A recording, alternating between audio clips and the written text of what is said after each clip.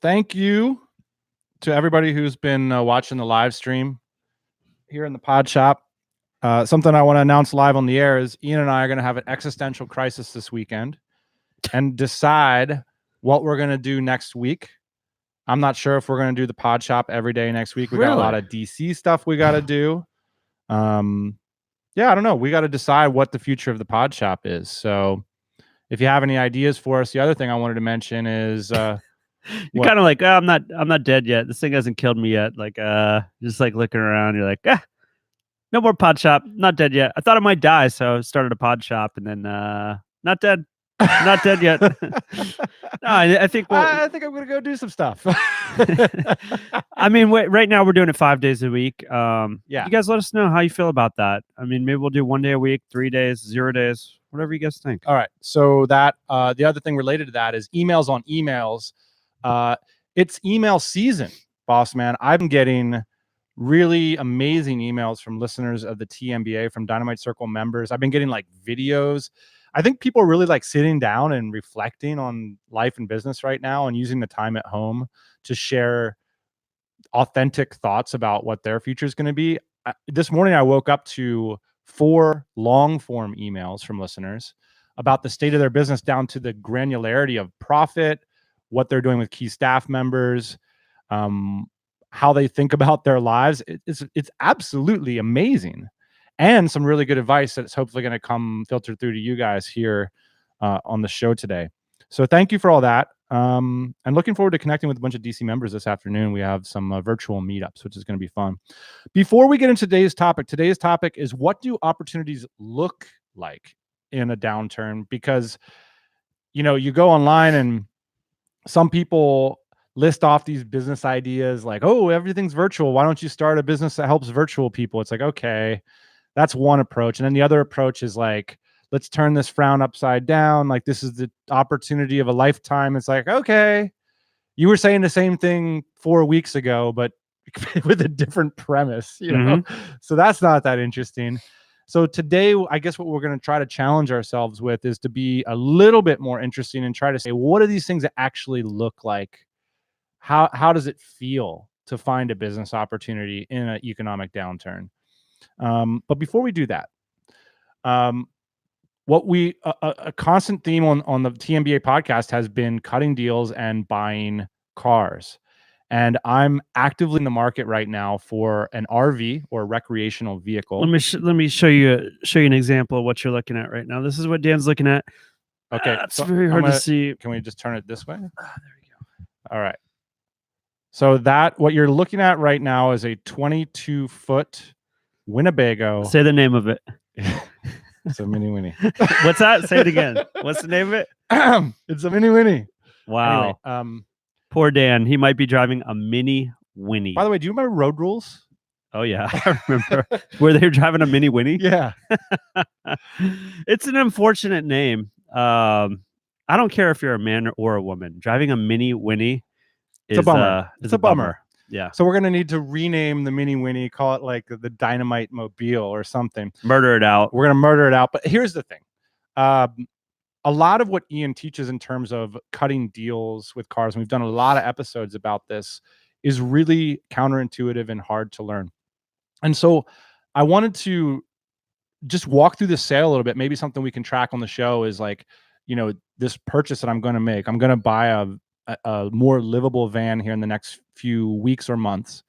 And I want to share with the listeners like the kind of counsel that you and Corey are giving me, because it's not easy to understand all this stuff. So do you mind? Yeah, let's go through it for 5 minutes, and then we're going to get into these opportunities in a downturn. So I just talked to the owner of the lot on which this particular Mini Winnie sits.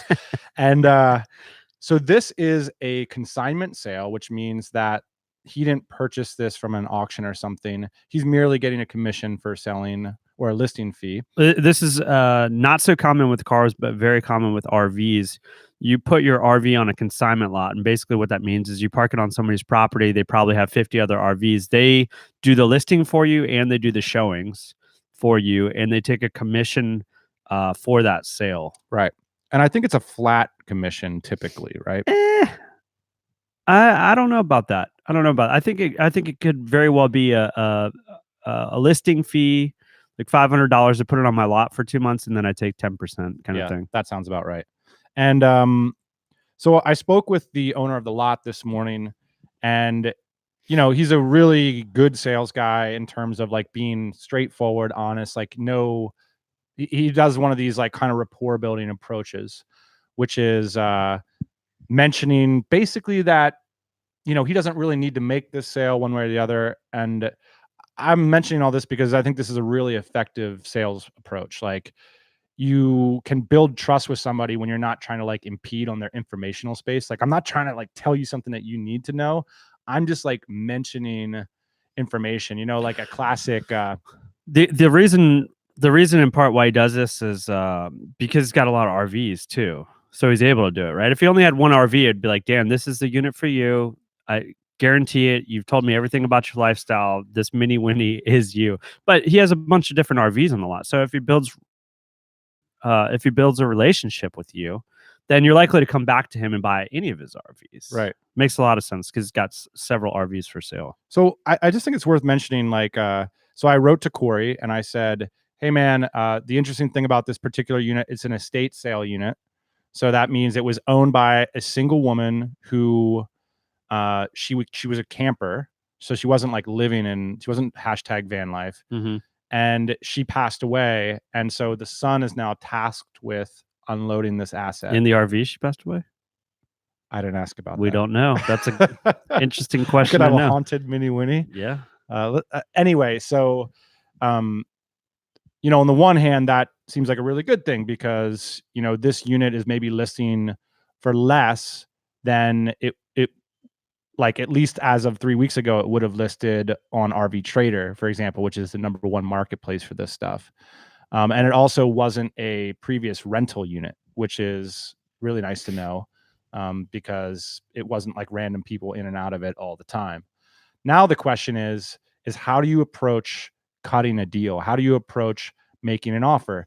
They've listed it at a price that if it's exactly what the Nada guide says is the price with no options. Mm-hmm. Okay. But the market for this particular unit as of a month ago suggests that it should be listed higher than that. Mm-hmm. Because, sometimes the blue book value isn't the street value, in other words. So in this case then, Ian, how do you approach, what's my next step?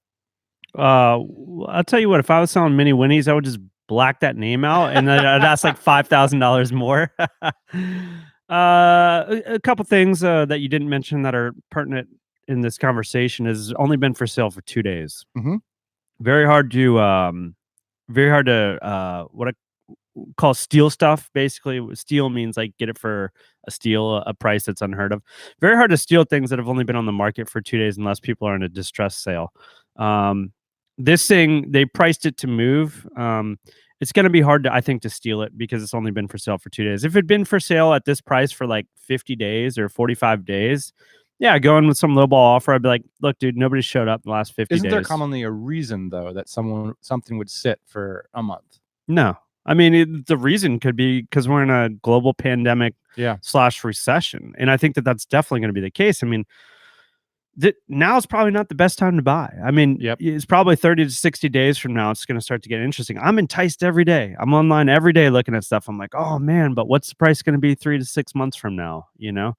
And it's not that you have to get the best price. And I think this is part of the conversation that we've been having about this mini Winnie or, just these RVs is like, this is something you're going to live in for 3 to 5 years, something you're going to use. It's not really essential that you get the best price. I mean, you're not flipping it. You're not doing it to sell it. So I'm not against paying close to retail. Mm-hmm. Are you going to be bummed out 3 months from now when you see this RV for $10,000 less? Because it could happen. It could happen. Are you going to be bummed out about that? I don't know. I haven't thought about that. That's interesting. Yeah. That's very interesting. It's a worthwhile thought experiment. So also the other thought experiment that I always do is what is this thing listed for? $35,000. $35,000. If it's gone tomorrow, are you going to be bummed out? Meaning somebody paid $35,000 for it. Mini Winnies are like buses. There's always another one coming. So here's what I want to do. I want to read this text message from Corey. And then we're going to continue to follow the Mini Winnie journey on this live stream if it continues. So here's what Corey said. When I said, hey, what up with this Mini Winnie, Corey? He said, it's a low quality build that will depreciate more quickly than higher end rigs. So this is a rig that's focused on the lower end of the market. So it needs to be cheap. Get a good deal, in other words. I would not pay more than low retail NADA value with no options selected before the Corona. So even less now. Now keep in mind, Corey's the deal master. So what he's saying is if you go to nadaguides.com and you type in this model and year, you can do it for RVs. You can do it for all different kinds of vehicles. There's a normal retail value and there's a low retail value.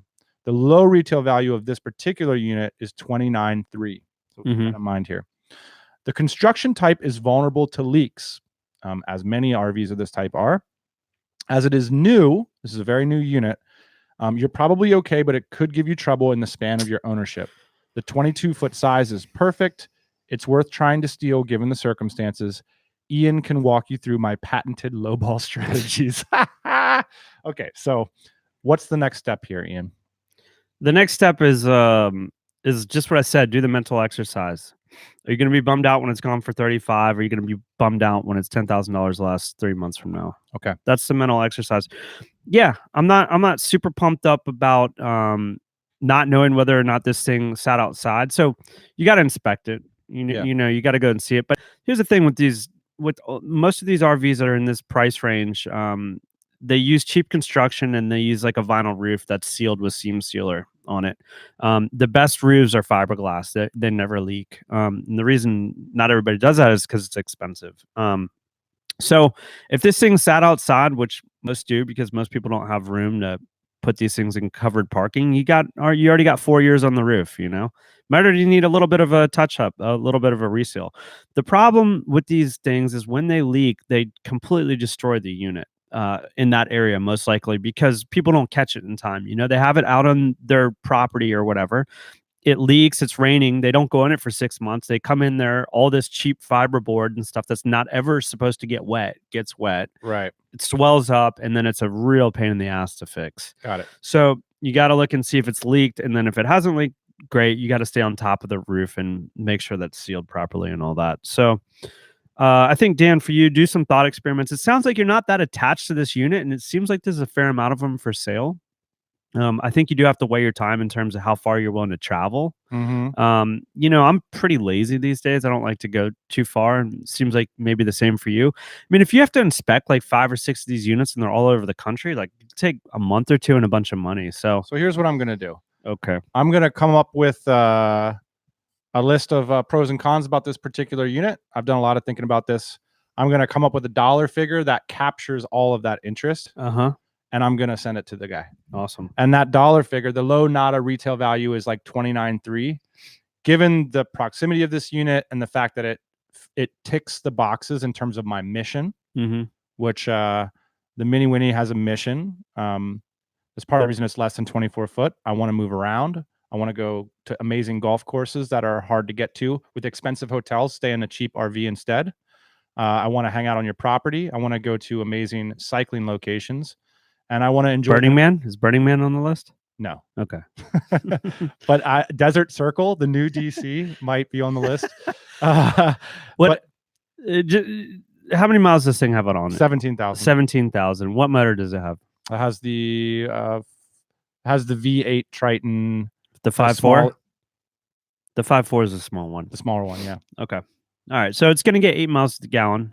Probably something to consider. Yeah. I'm more concerned about range than cost of operation. Okay, cool. My range is going to be longer than my minivan. I'm okay with that. All right. Kevin Miller says over Febrezed, mold smell, smoke, etc. Yeah, you're right. You know, one trick you can use if you're flipping RVs or you're trying to get that smell out is an ionizer does a good job of that. Dan Taylor asks, this is kind of related, unrelated. Do you think that with many countries putting a date on when non-electric cars can be sold, there will be a huge decline in all gas-powered vehicle prices over the next few years? Well, not in America. Maybe in Europe, where you guys are serious about that. But I think politicians and automakers are so far embedded in this country that it's going to be a controlled effort, and they're going to phase it out. And no, in terms of they might. I've been reading they might move just like some kind of tax or something like that. Like you have to pay an extra tax to drive a gas vehicle, but I don't see it happening anytime soon here. Mini Winnies are a very trusted brand, easy to find parts. It's true. Winnebago has been around for a while. I think you said like they're the number 2 or 3 manufacturer in the country. Yeah. But definitely not regarded as like the highest quality manufacturer. I mean, honestly, dude, you can spend hundreds of thousands of dollars on these things. It's ridiculous. Yeah. I think for your mission, 25 to 35, whatever grand, something to live in seems reasonable to me. Yep. 2032 in Scotland, 2040 in the UK. Yeah, Scotland, how many cars are on the road there? Like 4? Not too much to worry about there, Dan. I think Dan might have just bought a Tesla. Oh wow. Yeah. Very nice. Actually, I saw a Tesla for sale on Craigslist a couple days ago, brand new, with like 5,000 miles, like $15,000 off MSRP, a Model 3. And I was like, interesting. One of the things I wanted to point out, the email consensus amongst y'all in my inbox, amongst the smart folks rather, seems to be, if you're buying something, wait. You know, as entrepreneurs, we all kind of want to do something, especially we're in lockdown right now. And it's like, I want to do something, like anything. And the shit has not hit the fan yet in terms of pricing. You know, we're looking at another couple months for major asset classes. So I do think that there's a lot of wisdom in waiting to buy. Agree. And again, part of the strategy that I heard that I like, and maybe it even works with your RV dealer, is, hey man, do you really want to be holding this thing 3 months from now? Here I am right now. Like, let's get this done before shit really hits the fan. Yeah. Could be an interesting. Yeah. I mean, it's like, part of me felt like a little surreal hearing the sales pitch of like how people like really love these shorter units because you can get them into smaller. He's going through the classic kind of feature-based RV sales thing. And I'm thinking to myself, does he know it's a global pandemic right now? This Mini Winnie's a zombie mobile. Does it have a shotgun rack? That's the feature I want to hear about. Kevin Miller says, Dan, check out Harvest Host. Do you know what they are? They have a golf option where you can stay overnight at golf courses and country clubs for free. Cool. Hell yeah. Awesome. Let's get on to the show. What do opportunities look like in a time of downturn? Ian and I started our last business right before the financial crash of 2008, and we survived, and some other people around us didn't. And we can look back a little bit onto that to get some insights into how one might proceed. But also, this is really an amalgamation of your wisdom. So if we do continue the Podshop in the future, it'll be wonderful to be able to click a button here and have smart folks like Dan Taylor come onto the show to share their wisdom. Ian and I, just 2 dudes, not even experts yet, even after having done this for 10 years. Not even experts. Crandalls. I think that's David. Crandall. Hey, buddy. Meat and potatoes time. That is right. And let me tell you Here we go. how meat and potatoes always gets cooked, with like 4 or 5 beers at night. And this is what happened the other night when we were talking about this. Yeah. 4 or 5 beers sitting in the Podshop after hours. Screen was turned off. Ian gets a little expansive. Expansive. So you know what? This is a great time to start a business. You know what? This is a time, if I had a real business, Dan, I would slay all the competition. I started thinking about the business that we sold back in 2015. And I started to think about like what some of the techniques and tactics that I would use in this time right now to crush the competition. Because if you're in an environment and you're competing with people, chances are that your vulnerabilities are going to come out, right? In a time like this, like we're not selling as much. Maybe we can't be in the office because there's the pandemic. So like, how are we going to crush the competition? And that's what really started to get this list going. I think a lot of people listening to this show, like even with us, their competition isn't clear. Like it's hard to define who they are, right? Like you're maybe even operating like on your own in a lot of ways. But some of these other businesses, you have direct competition with real costs, trying to figure out how you're going to survive. And I think one thing to think about if you're in that position is how you can crush them right now, how you can squeeze them out forever. And so that's what really inspired this list. And we're going to go down through it. We got 5 points here. Ian misses the good old days of us competing one-on-one, like across the line from the other Valley podium manufacturers. It's kind of a cool place to be, because you think about like, well, what are their costs versus ours? What are we doing to outmaneuver them? It's very clear. Well, one of the things that we did specifically back in the day was like everybody had like this base valet podium. Okay. It was like the industry standard, the one that everybody uses. Okay. And then from there, like we started to develop these product lines that were like premium products, and nobody had done that. So we came out with the base podium, and we were selling them fine. People saw the virtue in them, and then we started to develop these upper tier products, and then people started to think like, oh yeah, I do need a nicer one. Oh, I do need stainless steel and all that stuff. But at my basic economy locations, I still need this like economy based podium. And so once we got a little bit of a hold in the market, I started to kind of do the projections like, well, what happens if we can sell 3 or 4 more times of these economy podiums, get their business through the economy podium, and then start to sell them these kind of premium products. And I thought like, well, we can't do it without basically undercutting all of our competition. And it's really not sustainable for us to sell at this super low price. But if we get all their other businesses in the premium lines, it's going to be really worth it, because we're going to hold all these accounts. And basically that math worked out. And that's exactly what we did is we came in with a better product at, I think, about $150 or $100 less. The competition was like, whoa, how are you doing that? And we weren't losing money on it. We just had real thin margins on it. But the reason, and it would have been a bad business if that was our only product. Right. But we bet on everything else selling well, and it did. And that's the way we squeezed out our competition, basically, was that we lowered our price, got razor thin margins on our basic economy product, and then we sold premium products out the back door to them. Right. So, and that only, again, I say like direct competition. The only reason that worked is because we're actually fighting against somebody, directly fighting against somebody. I think in these times, if you like lower your price and like nobody's looking around, like, nobody's like has anything to compare it to, well, then you just slash your margins. Well, everybody can compare them. So, the nice way to say this is benchmarking, but I like the idea of picking a fight and punch up. So, it's a good time to motivate yourself to choose somebody that you're going to go after, and you're going to say like, this is my benchmark. We can, rip, pivot, jam, do something very similar, but highly differentiated. Yeah. So we're tapping into that same cash flow and energy and desire in the market for those sorts of products, but we're going to completely do it different. Same, but wait, we're totally different. And then you hustle, and that's another opportunity right now, is the time that we all have to put to these things. How about we go through this list of 5, these meat and potatoes, so to speak, and then we will pepper in some stories as we go. So the first point I have here is what I'm calling the Tropical MBA Promise, which is that you are an economy of one. And this is something we believe in the up times and we believe in the down times. A lot of these TMBA style philosophies or whatever, they are not contingent at all on how good the economy is doing. It just doesn't matter. I mean, we talked about media fast 7 years ago when the media was all about how great everything was. Now we're talking about media fast right now. Same deal with you are an economy of one. All you need is 10 true clients.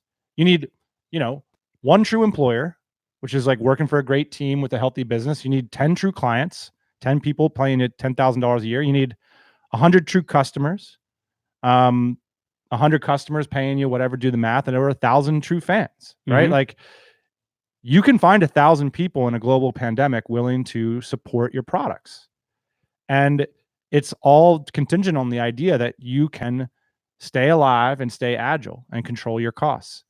And so this is just a perspective that you don't have to go down on the same ship that everybody's going down on. You can lower your costs, you can survive regardless, protect your downside, and you can find 100 people to buy your shit. That's what a business is. It's just that simple. So what are your thoughts on that? I'm taking a little bit of a note here. When you say basically economy of one, I think there can be some exceptions to this, but one of the ways that I think we differentiate ourselves from like the VC or the funded crowd a lot of times is that we don't have to make $100 million to have a great life. Was your note "fuck the VC guys"? Yeah. No. So We don't mean that. no, it's just it's a different kind of business. And the TMBA Promise is multiple currencies, good life, good business, you know, everything healthy and wealthy kind of thing. Not extreme wealth. Multiple currencies. Yeah. You want to go into that? We say multiple currencies a lot on this show. The idea of multiple currencies is basically that many things in life matter. So money matters, health matters, relationships matter, travel matters, mental well-being. You know, all these things matter. And a lot of times people approach their business like only one thing matters, and that's profits. Profit is certainly important. Well, and you can weight your dollars by the other currencies that are influencing that particular deal. So a common example for me is, you know, is $100,000 from a 9 to 5 job that you commute to versus like $25,000 from an ebook business that you run from your laptop from anywhere. So you could, for me, it's very easy in that particular situation to weight that dollar 4x that I'm making from my own asset than the one that I'm like commuting to a 9 to 5, depending on what's happening at that 9 to 5. But I love the idea of like not all dollars are created equal, and you can capture more than one currency. And you see it too, like with like this RV deal for me as a specific example. You know, a trader might just be looking at absolute profit because they're going to spend 9 to 5 all day long trading RVs anyway. Whereas me, I'm going to weight that offer with how much time I want to spend on this project versus like the intrinsic value of that ultimate asset to me and all of those sorts of things. Whereas the trader is just going to look at one currency. And so it's typical in the business world to look at businesses with only one currency and just to rush into the house after the dollar. Here, the promise of what we're saying is like, you can define your own economy because it doesn't need to be that big to work. You can have $1 million business with not that many customers, right, and do it on your own terms. We see it all the time. Right. Now, if you're, and the reason I'm like contrasting some of these like much larger businesses, maybe with shareholders and funded companies, like if you're Nike and you're on the Dow and your company is going down with the Dow right now, like the value of your company is going down, like you're tied to the economy. And I think what you're saying is like a lot of our companies, a lot of these ventures that were started, they're not really tied to the economy like that. Now, yeah, if the economy takes a dump and you don't have any customers and you can't sell any product and things like that, in a way you're tied to the economy. Of course. But it's not to say you're completely tied like Nike, you know, like you are completely dependent on the stock market doing well, on everybody having a job, on sports being on television. You know? Yeah. There's a lot of different variables, and that's what makes these companies so big and so robust in a lot of ways, right? Is because they are so intertwined. But then that's also what makes them fragile. Let's keep moving on here. Number 2 point. This is a great time in times of struggle to buy out or outwork quitters. Those who are both have a negative or quitty attitude, otherwise known as quitters, and those who have high costs. So there's a lot of people right now. We talked about this metaphor of being thrown over the bike handlebars, and we don't know what's going to happen when we hit the dirt. Well, there's a lot of people right now that think that somehow they're going to flip back onto the bike and just keep riding. over the what did we call it yesterday? Over the handlebar economy. Yeah. Our economy is over the handlebars. So Ian and I, back in 2007, used to own a business. But here's the thing. We only owned 66% of the business. And the person who owned 33% had another business. And the vision for the other business was that we were going to get back on the bike. And part of the way he tried to do that was selling the 33% in the business that knew it was going to do a face plant. Yep. And opportunities will come up like that. People will either think they're going to go back on the bike so you could potentially purchase assets from them. The other opportunity is that a lot of people are just going to quit right now. It's weird to say, but when you're an economy of one and you choose a marketplace, you might be competing against 5 other people or 6 other people. At the end of the day, it might be 50 or 100 people that they all have lives. They all have stuff going on. They might have another business or hobbies or health problems or anything. Meanwhile, you can choose to say, I'm not going to let any of that stuff bother me. Like I'm not going to read the news. I am going to fight harder than everybody else in this market. And that's an actual genuine opportunity, because for the reality is, for most of us, we are only competing against a few handfuls of other human beings, and humans gonna human. And that's an opportunity for people. If they don't want to focus on their business in this time, that's their personal choice. And they probably have great reasons for that. You know, you can choose to focus. That's the point number 2. You know, when you're thinking, Dan, about like who your competition is, like I've done crazy things. I've been crazy before, man. You're And still crazy. One of the crazy things that Crazy I've after all done these years, man, is I've looked up where my competition lives, like what their actual home address is and what the actual tax records are for that home, like how much they paid for it and things like crazy this. eyes right now, man. That's crazy. And you know why that's crazy? Because most people don't do that. But the reason I did it was to find out how much money these people had, especially if you're like getting into a market. And most importantly, how much money these people need. Exactly. So if you go ahead and Google your competition, find out they bought a $2 million house, you know, a couple years ago.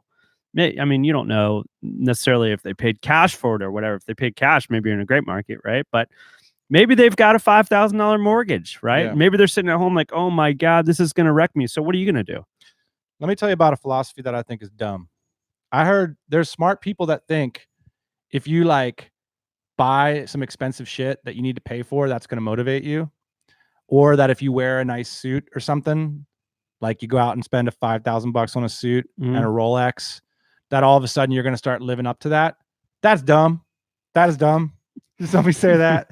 That's real dumb. Like, if you're interested in business, you're interested in business. You shouldn't be interested in business because you have a $4,000 mortgage. Okay.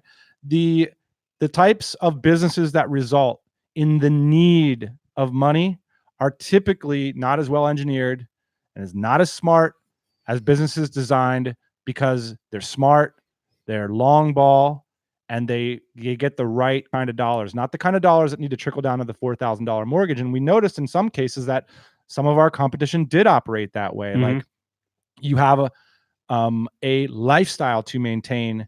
And if you have a lifestyle to maintain in a small business, you know, small business might be, say, the personal income of the founder is less than $250,000.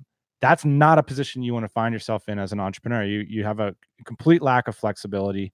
And yeah, that's like having a job, basically. Yeah. Okay. So number 3 point, right now there's a lot of affordable resources. Like, if you want to build something, we're entering into an epoch where the actual cost of building things is cheaper. And I think that that's pretty obvious. That could be anything from an ad campaign to a deck on the back of your porch to a lot of things are going to be really cheap to build, things that we intrinsically value. So now's a wonderful time. And again, we're trying to think about how these opportunities feel. And we're not great at this stuff, but the idea is this.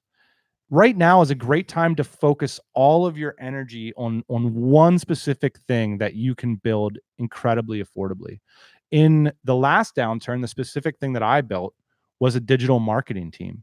I remember sitting in the conference room with our 2 business partners, one of them being Ian, and I had this vision that was complete, just drawn up. And it was like, here's the vision. Here's an office. Here are 5 people. Here's like what their names might be. And here's the sorts of things that they would build. And here's the number. And it was this vision of like, I'm going to put all of my next year into building out this imaginary thing that I think can exist. And it's interesting. It really did happen. It's kind of cool to look back on, but it happened in this environment of absolutely 1 year before, we were hiring guys in California to drive to our office and be official employees. Now the recession hits. I'm sitting in a conference room in shorts instead of slacks. And I'm saying, this is the team. For the same price of one of these guys, we're going to have 5 of these guys.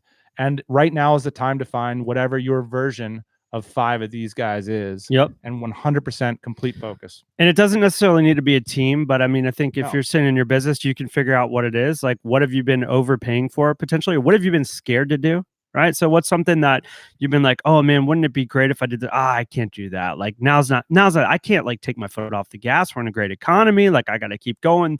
This is my ship. Now's the time. Like, the winds have stopped. If you can turn off the television for 30 minutes and get some good work in, it's completely quiet. It's completely quiet. Nothing's going on. Everybody's froze up like this. So don't be froze up, though. Figure out how you can grow your business. All right. So my final point, we're just going to do 4 today for the meat and potatoes. If you got a 5th point, drop it into the chat. This is the trap that I think a lot of people get into, and I think it's a trap. Of course, this is just a thought. It's not a rule. But the trap is this, is that typically in moments like this, your opportunities are going to come adjacent or tangential. So in other words, like leveraging the momentum and the moneyed relationships you have right now versus parallel. And the parallel trap is like this. Oh, now would be a great time to start an MRE business. Now would be a great time to like get into the sanitizer business. And essentially to be an opportunist. Typically what's going to happen is the people that really capitalize in these situations are going to do more of what they're already doing or leverage what they're already doing and push it to new heights. There's this great quote from a Nat Eliason interview that we're going to run next week. He put it like this, because a lot of times you sit around and you're like, I don't really have a business idea. Don't get caught up on that. You don't need a business idea. What you need is money relationships. And here was his quote. He said, I was at a loss for something to make, so I decided on money. And I thought this is a really cool idea, which is now's not necessarily the time to sit around and like dream up the next invention. Although if you're already thinking that direction, go for it. But now's the time to like push what you're already doing to its logical, exhaustive end. That's typically how opportunities arise. That's what I would say. That's what I would say. That's what I did say. That is the 4th and final point. Don't make masks, essentially. Yeah, don't make masks. That's, or I mean, I'm not saying, I'm just saying how things typically arise. Like if you got a vision for masks, by all means, that would be wonderful. Totally. Yeah. Because these pandemics, they're going to keep on coming. Yeah. And supposedly. Often one of the other ways that these opportunities arise is like, if you listen to Tropical MBA podcasts, like listen to this morning's episode. It's dope. It's so good. It's with Travis Jameson. But if you listen to the podcast and you're like, huh, these guys are full of shit. You know what? Fuck those guys. That's typically a good place to be. Like if you know something that other people don't know and you feel it in your bones, like that's cool too. Like that's a really interesting spot to be. Or even not fuck those guys, just like I don't agree with that. I really see something differently. I'm gonna go against it. I don't agree with it. What do you guys agree with? Anybody in the comments? Are you taking advantage? Are you crushing your competition? Man, I sound like Gary Vee. It sucks. You do sound like Gary Vee. What do business opportunities look like in a downturn? You know, one of the things I'll say about this, like, is anybody watching hustle porn right now? Is anybody watching that stuff? I like this concept of like, has it aged well? Has it aged well? I mean, I here we are kind of producing our version of hustle porn, I think, which is, I wouldn't say it's hustle porn, but it's, you know, it's our take on like what's going on right now and like why you might want to work a little bit harder and take use of the opportunities. But Gary Vee hustle porn, I don't know why I feel different than that guy. Should I? Maybe not. I don't know. All right. I think the idea about hustle porn is, you know, just efforting is not enough. And often efforting can be the wrong thing to do. And so there's like just, I mean, all things being equal, I think working really hard is a pretty decent constant. So I'm not, you know, the thing about hustle porn is it's bike shedding, like we talked about yesterday. It's easy to have an opinion about it. At the end of the day, it doesn't really matter. Hustle porn doesn't really matter. I mentioned hustle porn and we lost like 4 viewers, so I won't do that again. David says, any advice for those morons like me that's starting a business right now? David, listen to the episode. This is the best time ever to start a business, man. You're not a moron. Keep your costs low. Keep your costs low and figure out an edge. This is the perfect time. I mean, again, Dan and I started our last business in a recession. We were young.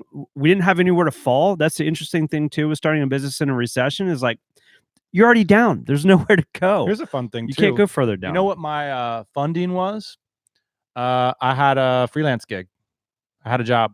I did consulting, had a good client. And instead of taking a salary from our company, we hired somebody. We hired somebody who's really smart. And that was a good play.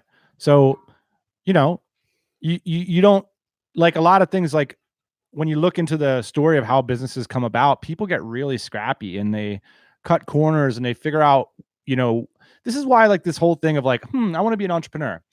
how to be an entrepreneur, click, click, click. Oh, there's a coach here. There's $1,000 thing. I'm just going to follow the easy steps. It's like, that's only good insofar as like, that's tricking you into actually doing shit. But actually the people who win, they actually find, if it's in a course, it's too late. Like you haven't found the back alley, the shortcut, the hack.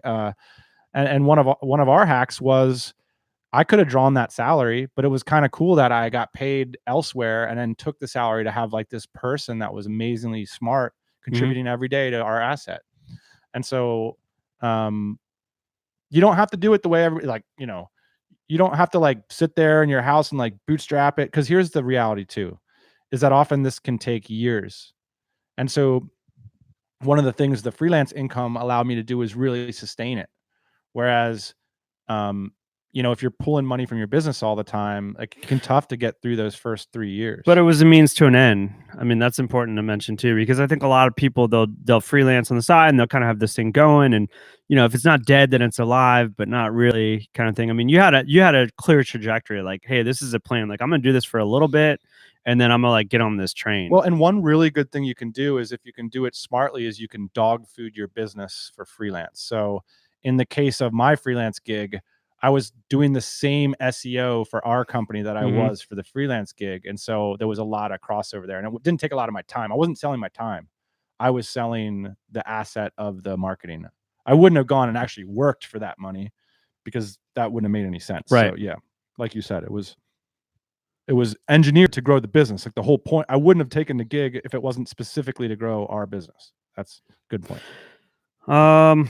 There's a tweet.